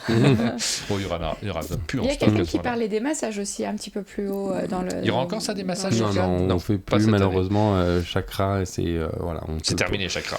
Non, il sait pas. C'est encore toujours, c'est vrai, des boîtes des premiers jeux. Ouais, Celestia, Chakra, Splito, Connecto, c'est toujours des jeux qui sont en vente, qui marchent. Nous, c'est une grande fierté chez nous d'avoir des jeux sur du long terme. Même Splito, on vient de lancer un nouveau tirage, alors évidemment de plus en plus petit, etc. Mais d'avoir des jeux qui durent 10 ans pour Celestia, mais 5-4 ans pour Chakra, Splito, c'est vraiment, on est vraiment très contents. C'est très très dur et c'est assez rare aujourd'hui, hein, donc Chakra marche, mais voilà, on n'a pas la place pour montrer tous les jeux sur Cannes, et sur Cannes ce sera surtout sur Mosaïque et Schwinner du coup. Voilà, vous pouvez voter pour Roger. Vous ne savez rien. Vous savez rien sur le jeu. Vous savez que c'est une association Blâme et Johan Levé. C'est déjà ça pas peut mal, vous hein. suffire pour C'est le dernier vote que l'on fait ce matin. On a fait le tour de 2026 ? Ah oui. Vous bossez déjà sur 2027 ? Ouais, bien sûr, on bosse sur 2027. Alors, c'est une question, nous dit rien pour l'instant, mais tu sais le programme complet de 2027 ou c'est encore à l'état d'ébauche, de réflexion ? Alors, on a 2 jeux sur lesquels on est quasi sûr de les sortir en 2027, sur lesquels on est en travail à différents niveaux, recherche de thématiques et d'illustration, et un autre en illustration, parce que sur un projet complètement fou et trop ambitieux. Mais voilà, et puis on a encore une petite place en fait pour un jeu. Ça tombe bien, tu vas recevoir des règles de jeu. C'est ça, il paraît. Voilà, donc c'est pas dit, c'est pas obligé, mais moi j'aime bien, et ça a été le cas pour Schwinner, c'est-à-dire d'avoir un peu le jeu coup de cœur sur lequel on a une vision très très rapide et une flexibilité. Donc voilà, on a quelques projets en cours et encore un petit peu de place. Voilà, mais le but c'est, il y a eu, vous l'avez vécu avec nous à Valménier, quand on arrive à Paris Ludique, avec les jeux où on a déjà des choses à montrer de manière concrète, ça permet de travailler sur du long terme, ça permet d'avoir le temps pour faire des shootings photos, pour adapter les choses, etc. Donc il y a vraiment cette volonté, c'est pour ça que sur 2027, on a déjà des choses pour qu'on soit presque prêt à Paris Ludique pour avoir les éléments et pouvoir vraiment travailler sur du long terme. C'est hyper important de pouvoir comprendre, travailler, et puis pour avoir des retours aussi. On n'en a pas forcément parlé, on n'a pas forcément le temps, mais 2025 a été une année quand même très très compliquée.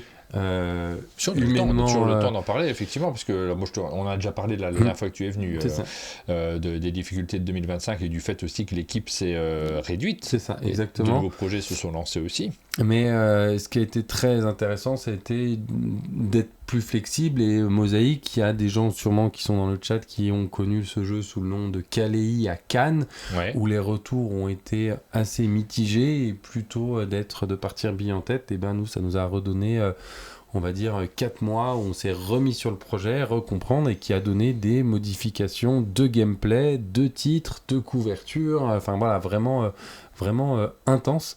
Donc avoir cette flexibilité-là, c'est super important. Donc c'est pour ça que travailler les jeux en amont, et pour les jeux le jeu de Johan pour fin 2026 ou les jeux de 2027, être en fait prêt beaucoup plus tôt, ça permet aussi de mieux écouter, de mieux parler, de mieux comprendre ce qui plaît ou ce qui plaît pas dans le jeu. Et c'est aussi une preuve un peu d'humilité. Il faut vraiment travailler ensemble et c'est ça qui est aujourd'hui assez on le vit intéressant. tous, les bouleversements, les changements de réflexion, les évolutions. Vous le voyez si vous suivez la chaîne d'Amont de Jeu, nous on évolue aussi tout le temps, en permanence. C'est pas facile. On a eu des discussions hier sur ce qu'il faut faire et comment faire évoluer les choses de manière générale. On a Fred déjà qui vient de se connecter et qui nous dit regarde l'émission en replay, on a dit que du bien de ton travail, Fred. Vraiment, je me suis lâché parce que j'aime beaucoup Schwiner. Ouais. Et félicitations. Ah oui, c'est une vraie réussite. Il fait des bons jeux, ce Fred Huanière. Et bien sûr, Maud, tu as le droit de publier tes 3 illustrations qui sont vraiment magnifiques. Et puis en plus, on a pas mal travaillé. Je tiens vraiment à remercier Maud, comme ça j'en profite, parce que ça a été un travail particulier. 33 illustrateurs, 89 illustrations. Ça a demandé des ajustements auprès des illustrateurs au niveau de leurs tarifs et de leur mode de fonctionnement. C'est un jeu où ils ont été très libres de faire ce qu'ils voulaient comme illustration avec quelques contraintes. Et du coup, il a fallu aussi trouver comment gérer. Et grâce à Maud, on a travaillé sur le contrat. Ils ont notamment le droit de faire ce qu'ils veulent de leurs illustrations en termes de goodies, cartes postales, etc. Ouais. C'était pour nous normal. Ils ont fait un effort. Eh ben, on va faire des tirages d'art de chaque illustration. Voilà, avec grand plaisir. Puisqu'ils ont les droits. Et du coup, c'est grâce à Maud qu'on a eu le temps de discuter de ça, d'essayer de trouver comment faire pour travailler ensemble avec autant d'illustrateurs. Donc voilà, merci beaucoup Maud. On va regarder les jeux que vous attendez le plus, mais juste avant un petit mot du cartable ludique, puisque vous avancez aussi sur ce projet-là. Oui, le cartable ludique, là, on est en plein dans la phase d'envoi. Attendez un petit peu, on va peut-être redire ce que c'est que le cartable ludique, parce que vous nous suivez et peut-être vous savez déjà de quoi on parle, mais si vous arrivez, que vous découvrez, on a eu aujourd'hui des gens qui parlaient pour la première fois sur le chat et savent peut-être pas ce que c'est. Donc du coup, le cartable, c'est moi qui dis ou... Vas-y. Le cartable ludique, je prends la parole du coup. Ouais. Le cartable ludique, c'est un système d'abonnement qui est proposé aux parents dont les enfants fréquentent une école maternelle ou primaire. Dans ces écoles, on propose des formats d'abonnement avec des jeux de société envoyés à chaque petite vacance, des jeux de société qui sont sélectionnés parmi différents éditeurs de jeux. Exactement. Ça te va ? Exactement, c'est parfait. Il y a même Odin, donc on est parfait. Il y a Odin, Pool, il y a Face de Book, il y a vraiment des très très bons jeux. Le but c'était de proposer des jeux de société modernes de qualité, de les mettre dans les mains de tout le monde, de gens qui n'ont pas forcément les moyens ou la culture des jeux de société, de les aider à prendre en main ces jeux-là avec un format un petit peu spécial d'apprentissage des règles. T'as des abonnés sur le chat, hein. On a bien reçu Face de Book. Parfait. J'espère que vous avez été voir la petite vidéo parce qu'on a fait l'explication. Voilà, c'est différentes manières d'expliquer en mode tutoriel avec des vidéos et aussi un petit accompagnement pédagogique pour essayer de montrer que on peut apprendre autrement et soutenir un peu les apprentissages qu'il y a à l'école. Donc on est en ce moment donc dans cette grande phase de premier envoi. Donc nous on a plus de 1000 écoles où il y a des abonnés, donc on est très très content. Il y a plus de 5000 abonnés en France, donc c'est absolument incroyable pour une première année. On a déjà plusieurs sur le chat. Carambani nous dit aussi que sa fille est abonnée aux 2 abonnements. C'est ça. Et les 2 abonnements, donc c'était Face de Book et Pool, donc franchement c'était vraiment hyper bien. Et du coup là on est dans la logistique. Il a fallu envoyer avec notre logisticien 1000 colis, étiqueter tous les jeux au nom des enfants, comment est-ce qu'on gère le SAV, comment on gère les problèmes d'envoi et de livreur. Donc voilà, on est vraiment là-dedans et on commence à réfléchir activement à l'année prochaine, comment on fait. On est sur la sélection des jeux. Après, on est sur quelque chose là aussi, un peu comme tout à l'heure. Le but, c'est de prendre le temps, d'écouter les gens. Est-ce qu'ils ont été réceptifs au choix des jeux, à la manière dont on apprend, le jeu. Qu'est-ce qui leur fait plaisir? Est-ce qu'il y a trop de pédagogie, pas assez de pédagogie dans le petit livret? Donc voilà, on attend un peu ces retours-là qui vont arriver après les vacances de février, parce que voilà, là, en fait, il n'y a eu qu'un seul jeu qui a été reçu, donc c'est quand même pas beaucoup. Donc très très très content, c'est une très chouette aventure qui continue. Et donc voilà, tout va bien, on découvre les joies de la logistique. Ça participe à la démocratisation du jeu de société, parce que comme c'est des tarifs préférentiels et que ça passe par l'école, et ben ça touche des enfants qui potentiellement ne jouent pas, en fait. Exactement, et c'est ce qu'on voit, et c'est ce qui nous plaît, c'est des quelques retours qu'on a, c'est vraiment des gens qui ont moins l'habitude de jouer, qui évidemment aiment jouer en famille, mais ne savent pas comment choisir, et on sent que c'est ça qui est prêt vraiment. On n'est pas sur du jeu pédagogique, on est sur du jeu de société vraiment moderne. Enfin, voilà, Face de bouc et poule, c'est vraiment le très bon exemple. Mais on sait que nous on en est tous convaincus que jouer avec des enfants c'est hyper précieux, rien que le temps passé avec eux c'est précieux, mais qu'il y a plein de choses à faire, et du coup c'est un très chouette projet dont on est tous très très très fiers, et voilà. Le prochain envoi, c'est les vacances de février. Exactement. Et c'est pareil, ils vont recevoir un jeu pour chaque abonnement. Exactement, un jeu par abonnement, c'est tout à fait ça. C'est lesquels en février? Voilà, tu me prends au piège en plus. Ce doit être Odin et Snack Arnaque. Ok, voilà. Je peux vérifier sur le site du Cartable, je suis pas sûr à 100%. Allez, on va aller sur le site du Cartable Ludique. Non, pas juste. Allez, on y va direct sur le site du Cartable Ludique. Hop, je suis en train d'y aller sur le site du Cartable Ludique. Je suis en train de broder pour vous dire que je suis en train d'aller. Ah bah tu peux épeler, hein. C-A-R. Cartable Ludique. Si je tape que ça suffit. Hop, voilà. Yeah, ça marche. Et si tu vas juste sur abonnement CPCE1, là, si j'ai le premier, j'aurai le deuxième. Donc tu descends un petit peu.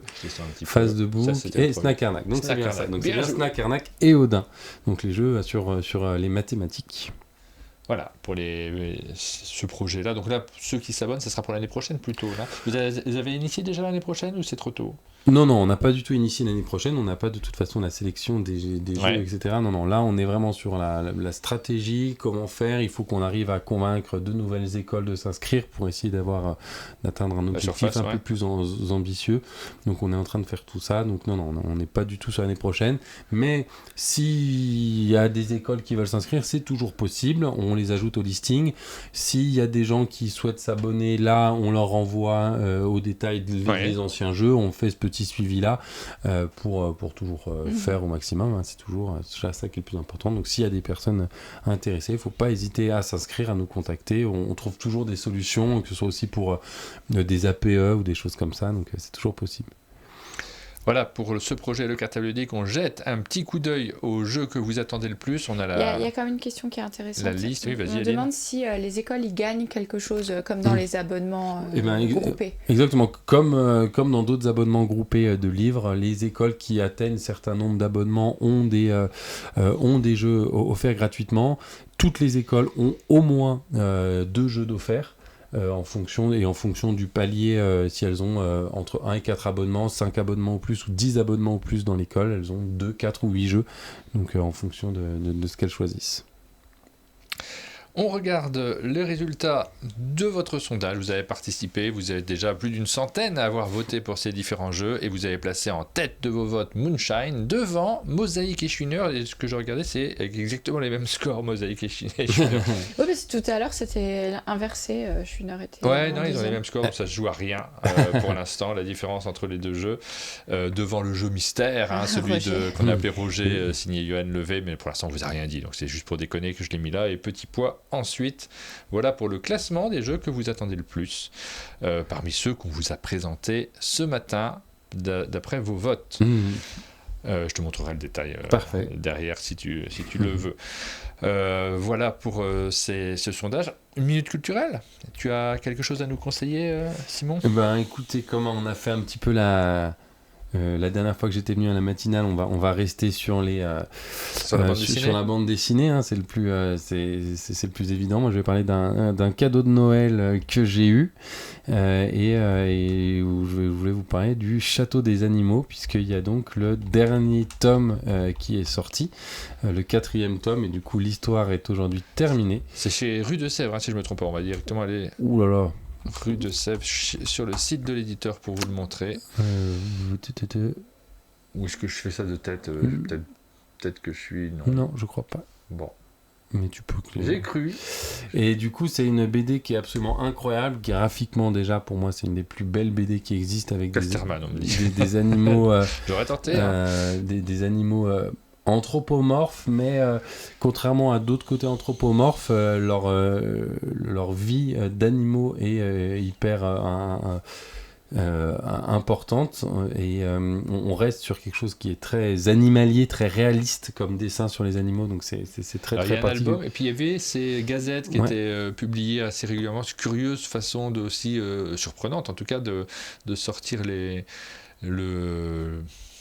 la bande dessinée, ça permettait d'étendre l'univers, donc c'était très très intéressant. Donc, tu les as aussi, ça, les gazettes? Non, moi j'ai que les BD, j'en ai feuilleté quelques-unes dans ma librairie. Ah, mais c'est d'Horizon. Donc la dernière, donc c'est lui. Et du coup, c'est en fait la suite de la ferme des animaux.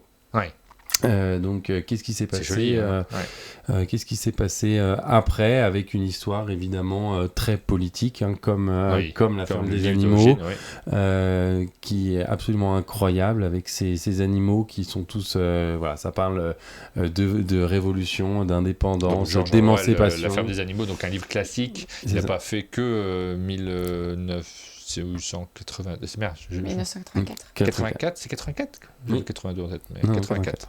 Je sais pas, tu me mets le doute, mais j'aurais vraiment parié sur 84. Oui, non, mais t'as raison, j'arrivais plus à le retrouver. C'est ça, c'est exactement ça c'est pas vraiment anthropomorphe parce qu'ils restent dans leurs attitudes naturelles, mais ils parlent et ils ont des comportements très humains. Donc c'est ça qui est assez particulier, et c'est ça qui donne quelque chose de vraiment très très finalement original, parce qu'on ne cherche pas, ils sont pas habillés, ils se déplacent pas tous à deux pattes comme dans un Black Sad. Les animaux sont animaux, et d'ailleurs je l'ai pas lu du tout, ça me donne envie de le découvrir. Dans les travaux qu'ils doivent faire, ils sont obligés de travailler pour la survie du château, et toutes leurs conditions est importante. Les poules doivent pondre des œufs et les fournir au château, et voilà, on suit donc l'histoire de cette chatte, Miss B, et elle, donc on sait dès le début, son mari est mort, elle est toute seule pour s'occuper de ces deux chatons. Elle doit faire comme elle peut elle est un chat, mais elle doit ramener des pierres au château, mais elle est pas forte, et là, lui, chacun a sa force de travail, et on reste vraiment sur la particularité. Très curieux de le lire, je l'ai pas pris, je sais pas pourquoi, et on est au tome 4, il est bien grand temps, ça fait en même temps pas mal de lecture. Maintenant il est terminé, donc tu peux même attendre l'intégrale. Attendre l'intégrale. Vraiment une BD incroyable à tout niveau. Il y a peu de BD, moi, qui me convainquent autant en termes de dessin que d'illustration. Dire qu'il y en a où je comprends très bien, mais je trouve ça très intéressant, et j'adore j'adore l'histoire, ou j'adore les dessins, et l'un ou l'autre me suffit souvent à lire une BD, mais que ce soit les deux comme ça, ça fait vraiment des rares BD qui cochent toutes les cases, et puis sur un sujet qui est absolument passionnant aussi. Voilà pour le conseil de Simon pour cette minute culturelle, qui me sera très utile parce que moi ça m'a convaincu, donc je vais y aller. J'attends ça, je cherche ça, j'ai envie qu'on me conseille des choses, j'ai envie de m'y connaître un peu et de savoir pourquoi j'achète aussi des livres qui vont rejoindre ma bibliothèque derrière. Je sais que c'est le cas pour vous aussi. On est heureux de faire ça ensemble. On arrive sur la fin de cette émission, on arrive aussi sur la fin de la campagne de financement d'un monde de jeu. On vous en a parlé assez régulièrement, on regarde un dernier coup. Cette campagne-là, on était sur la mise en avant des nouveautés et des votes sur l'appli pendant le Fiche de Cannes, sur les 4 derniers paliers. On voit bien que ça va être compliqué de les atteindre, mais on le savait. C'était bien aussi. J'actualise. Hop, on va regarder si ça a avancé un petit peu, la mise en avant des... Wow. Ah, il est validé, dis donc. Vous l'avez validé pendant cette matinale, merci beaucoup. On commence à... Alors, équiper le studio, on en parlait. On commençait à équiper le studio pour les Sabliers d'Or, donc avoir un format de live, ce genre de choses. Pour l'instant, ce palier-là, il n'est pas atteint. On va arrêter cette campagne de financement à la fin, là, tout de suite. À la fin de cette semaine, on l'avait prévu avec Johan. Ça ne veut pas dire qu'on arrête de projeter, de faire des projets. On y réfléchissait hier. En plus, le prix des rames, de la RAM, de ce genre de choses a explosé, donc ça devient compliqué de changer les ordinateurs. Dans toutes les réflexions qu'on avait, on se rend bien compte que ce qui marche le mieux pour nous, c'est aussi les formats Twitch et le fait de faire des lives. Et c'est vrai qu'on a très envie aussi de pouvoir, y compris, on en a beaucoup parlé avec Bruno Catala notamment, qui aime beaucoup faire des parties en live et avoir les retours des gens. On aurait envie aussi de pouvoir le faire davantage. Financièrement, c'est complexe. Ça demande un gros investissement pour acheter un ordinateur qui soit assez fort pour pouvoir réaliser nos vidéos. C'est pour ça que je les ai placés assez tardivement, ces paliers-là, qui nous permettent de nous équiper là-dessus, parce que forcément, il faut les financements qui vont avec. J'ai regardé le prix des ordinateurs. Pour avoir des ordinateurs performants, bien équipés, qui puissent prendre plusieurs entrées HDMI, tu en as pour 3 à 4 000 euros qu'il va falloir sortir, trouver. Là, tout de suite, on les a pas. On va réfléchir, on va voir avec l'équipe ce qu'on fait sur ce plan-là. Je ne suis pas du tout en train de chouiner, hein. C'est pas un hommage au jeu, mais simplement il faut être réaliste aussi dans les investissements qu'on fait, c'est important. Faut voir si c'est des enjeux qui sont majeurs pour le développement d'un monde de jeu ou secondaires. Ça, c'est des discussions d'équipe, ça ne tient pas évidemment que au financement et à l'argent que vous nous apportez, bien évidemment, mais c'était important d'évoquer ces sujets-là aussi avec vous parce que vous êtes concernés par tout ça. Donc là, on est sur la fin de cette campagne-là. Vous avez été très nombreux à répondre et on vous remercie vivement. Ça nous a permis d'initier plein de choses, dont les tirages d'art qui, eux, ont été validés un peu plus tôt dans la campagne. Il y a encore quelques paliers qu'il faut qu'on réalise. On prend le temps de faire les choses au fur et à mesure. Et c'est le moment... C'était une belle transition en parlant de la des tirages tombola. d'art. Ouais, tu as essayé de lancer, hein. J'ai vu le truc, Aline, mais je t'ai dit ça marche pas ce matin. Je sais pas pourquoi. Pourquoi certains jours le menu ne fonctionne pas, on ne sait pas pourquoi. En tout cas, on va faire la tombola. Vous avez été nombreux à participer, à prendre des tickets de tombola depuis 3 semaines, du coup, puisque ça fait un petit moment qu'on n'avait pas... qu'on avait fait une pause, hein, naturellement, pendant les lives. Et on va tirer au sort, on va voir qui remporte Alors, on va vous faire gagner des tirages d'art, justement. On vous a montré la carte postale, la carte de vœux de cette année. On va brancher l'imprimante et le premier tirage, je le ferai en format A4, ce qui permettra de les envoyer facilement, mais ça sera vraiment notre tirage avec les conditions et le matériel. Donc un format A4, je l'évalue à une 30aine d'euros à peu près, le prix qu'on le mettra sur la boutique, si on met des formats A4 sur la boutique. Et les premiers, ça sera...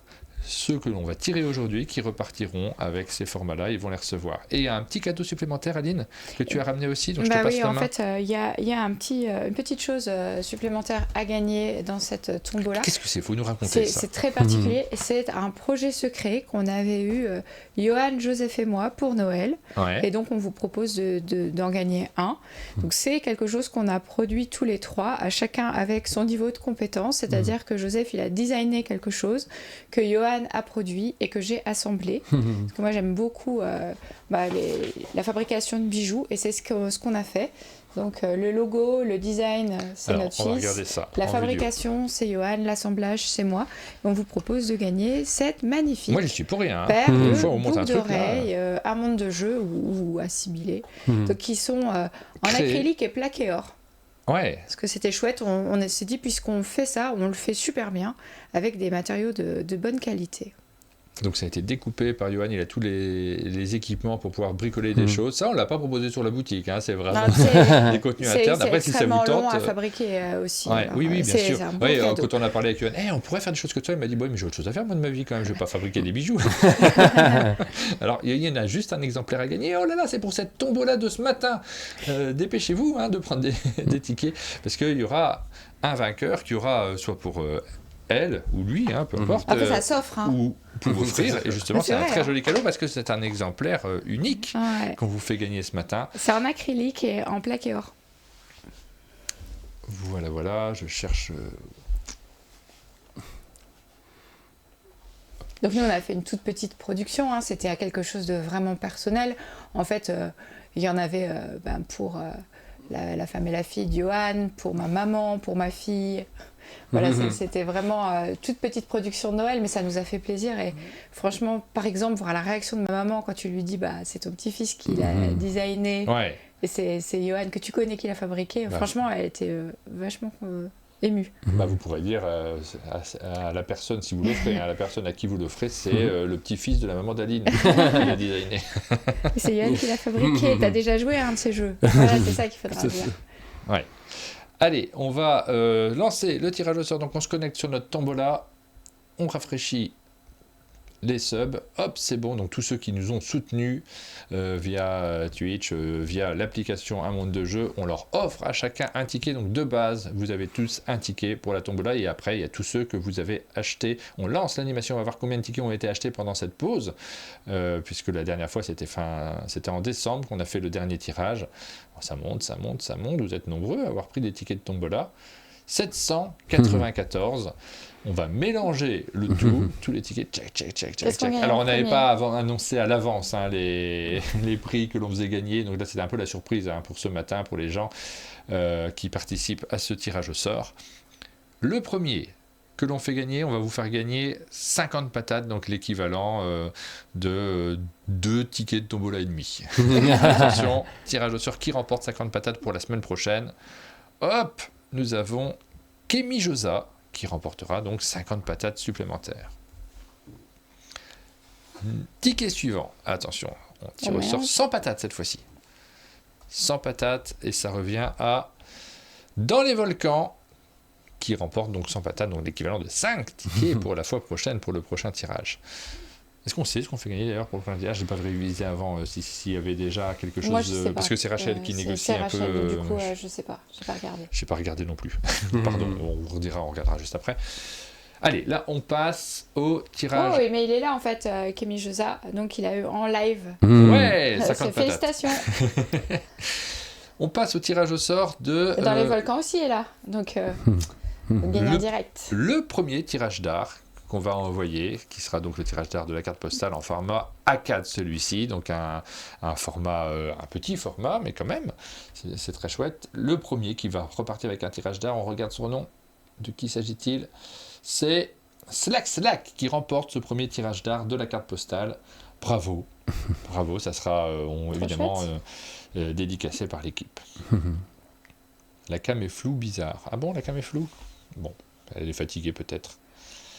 Et pour le bijou, c'est le prix principal cette semaine. Oh, vraiment pas. Bah si, un exemplaire absolument unique là, pour le 1 coup. sur 10. Ouais. Attention, qui l'emporte? Les boucles d'oreilles partiront chez Marion 30, a priori, donc peut-être une femme. Ouais. Exactement. Bravo à tous les vainqueurs de cette tombola. Félicitations, merci à tous ceux qui nous suivent, tous ceux qui nous soutiennent, tous ceux qui participent. Des billets de tombola. Est-ce que la caméra est floue? Celle-ci non, celle-ci, je sais pas, j'espère pas trop.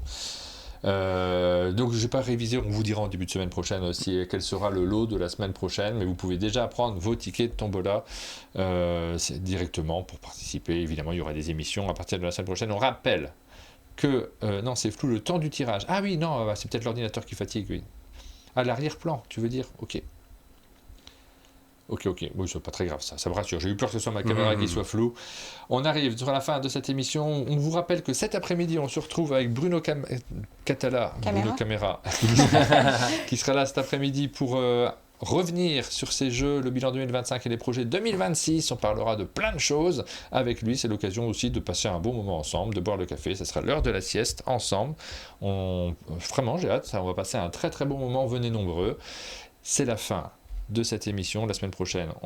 Je l'annonce déjà parce que je sais que vous êtes nombreux à regarder et à prendre les rendez-vous aussi. Lundi, on sera ensemble, Aline, pour une matinale du lundi avec évidemment un gros volet sur nos découvertes, les bandes dessinées, les choses comme ça. C'est la matinale du lundi. Il y a un super film aussi, hein, j'ai hâte d'en parler. Voilà, mardi, nous serons... oui, c'est vrai qu'il était super ce film.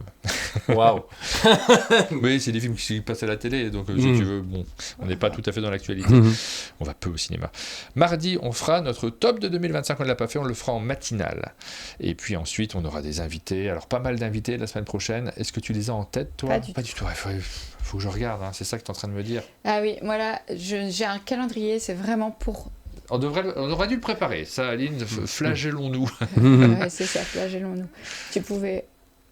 Pardon? Non, mais le calendrier normal marchait. Ah oui, mais c'est parce que là, il y a peut-être... Oui, bon, pardon. Je n'arrive pas à voir d'ici. Ah, c'est la rubrique de fin qui est un peu molle. Tu vois le calendrier, là? Non. Il y avait planning et info en dessous. Oui, c'est ça. Plus bas, et il y a un petit truc rouge là. Dessus, voilà. Là. C'est sûr que c'est ça? Ouais. Ah, on regarde, pardon, je coupe ça. Vas-y, descends, c'est cette semaine. Le 12 janvier, donc, alors. Mais oui, matinale Le Lion Vert et matinale In Patience Game. On reçoit Shadi Torbet la semaine prochaine et Cosmo Ludo en fin de semaine. Ah bah voilà, une semaine très riche avec 3 rendez-vous importants pour les matinales de mercredi, jeudi et vendredi. Vous avez le programme cette fois-ci. C'est la fin de cette émission. Bonne, pas journée parce qu'on se retrouve cet après-midi. Bonne fin de matinée à tous. À tout à l'heure pour l'émission avec Bruno Catala. On vous embrasse et on vous dit à très bientôt. À très bientôt, merci beaucoup.